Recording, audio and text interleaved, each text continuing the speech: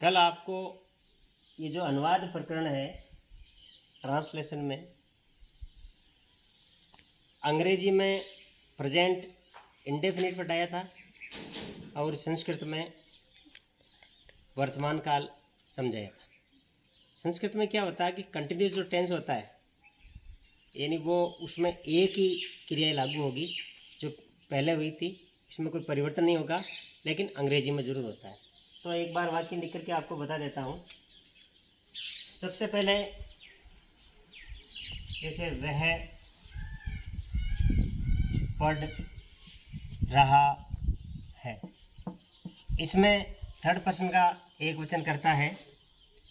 तो संस्कृत बनानी है तो संस्कृत में वैसे ही रहेगी, जैसे वह पढ़ता है या वह पढ़ रहा है, तो दोनों का एक ही होता है, सह पढ़ती होगा, यानी संस्कृत में अंतर नहीं आएगा। लेकिन अंग्रेजी में क्या होगा कि ये जो वह ही सी या थर्ड पर्सन में कोई एक वचन किसी का नाम है, मान लो एक ही नाम है, एक वचन है, तो वहाँ शाई क्रिया इज का प्रयोग होगा और यू तथा बहुवचन के साथ बहुत सारे नाम हो तो बहुवचन हो वहाँ आर का प्रयोग होता है। इसमें यू भी शामिल है और वी भी शामिल है, we you they names are. अब इसमें क्या है, आई जो फर्स्ट पर्सन का आई है उसके साथ केवल एम का प्रयोग होता है, केवल आई के साथ ही एम का प्रयोग होता है। तो क्योंकि आज तो केवल अंग्रेजी का ही बना है, संस्कृत तो वैसे ही बनेगी जैसे इंडेफिनिट में बन रही थी। तो अब देखिए दो चार वाक्य लिख देते हैं। वह पढ़ रहा हो गया, अब वह पढ़ रही है, तो यहाँ पर केवल कर्ता चेंज करना है, एक ही जगह सी हो गया, सी इज। अब जो क्रिया है उसमें ध्यान रखना, रहा रही रहे ये जब आते हैं तो इसको आईएनजी जोड़ेंगे क्रिया में। क्रिया में क्या जोड़ेंगे, आईएनजी। सी इज रीडिंग, तो वैसे ही देखिए वे पढ़ रहे हैं, वे पढ़ रहे हैं, तो यहाँ पर दे हो जाएगा, थर्ड पर्सन का बहुवचन है। दे जो है ना वो थर्ड पर्सन का बहुवचन है, तो दे आर रीडिंग, ये आईएनजी इसमें सब में लगेगा।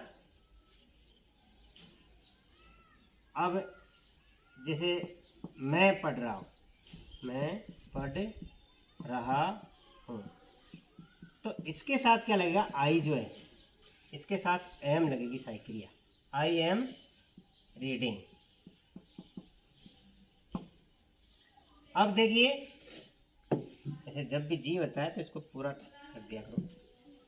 अब देखिए तुम पढ़ रहे हो, इसकी अंग्रेजी होगी यू आर रीडिंग। ये हो गया आपके कंटिन्यूस का प्रेजेंट कंटिन्यूस टेंस। संस्कृत में कोई चेंजेस नहीं होता है, इंडेफिनिट की तरह ही होगा और अंग्रेजी में थोड़ा चेंज होगा। अब इसमें ये जो टेंस का जो भाग है इसमें देखिए आप, सी इज रीडिंग, जैसे नकारात्मक हो, नेगेटिव हो तो क्रिया के बाद में लगता है। वह पढ़ रही है, वह नहीं पढ़ रही है होता है, तब सही क्रिया के बाद में नॉट लग जाता है, she is not reading, she is not reading हो जाएगा। और दे आर नॉट रीडिंग, यहाँ हो जाएगा आई एम नॉट रीडिंग, और यहाँ हो जाएगा यू आर नॉट रीडिंग। अब इसका इंटरोगेटिव सेंटेंस यानी प्रश्नवाचक बनाएंगे, तब क्या होता है, ये जो सहायक क्रिया है वो पहले आ जाती है। जैसे हिंदी में लिख देता हूं मैं, क्या वह पढ़ रहा है, क्या वह पढ़ रहा है, तब होगा इज ही रीडिंग। जो बीच में इस था वो पहले आ गया, इज ही रीडिंग। वैसे ही क्या तुम पढ़ रहे हो, इसमें हो जाएगा आर यू रीडिंग। क्या वे पढ़ रहे हैं, क्या वे पढ़ रहे हैं, तो इसका हो जाएगा आर दे रीडिंग।